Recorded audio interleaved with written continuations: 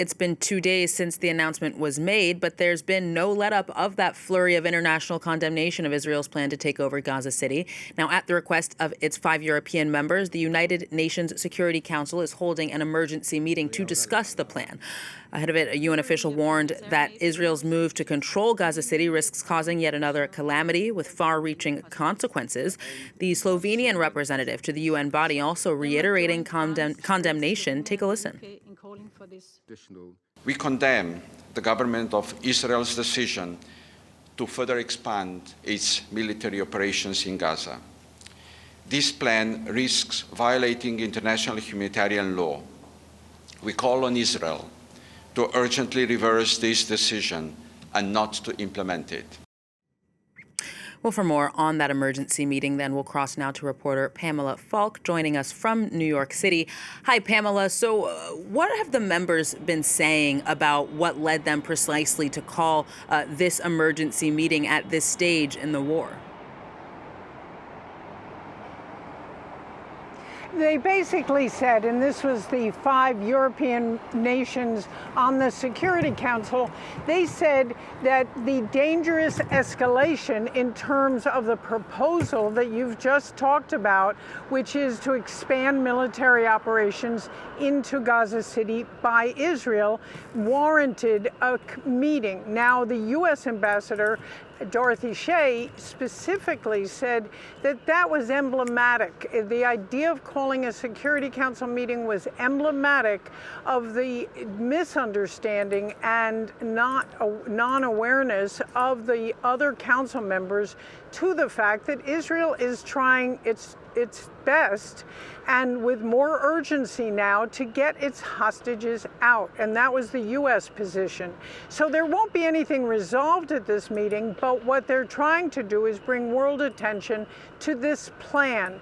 And as you heard earlier, Benjamin Netanyahu, Prime Minister of Israel, said he doesn't intend for a continuous occupation of all of Gaza, but of Gaza City in order to free the hostages. So you're seeing a different list of priorities. The U.S. and Israel say hostages first, and there are 20 still living, maybe 50 altogether. Hostages first, then ceasefire, and they all both sides seem to agree that Hamas will not play a role in the future government, and Hamas has to disarm.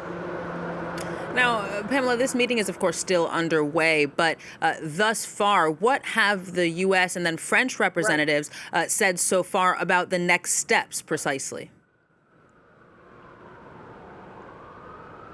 Well, it's very direct that the French government, which, of course, 2 weeks ago at the two-state solution conference here said in September it would recognize the Palestinian territories as a state, now say, and the representative today here said that it was appalling to see how much suffering there is and that they condemn in the strongest terms the plan to occupy Gaza City.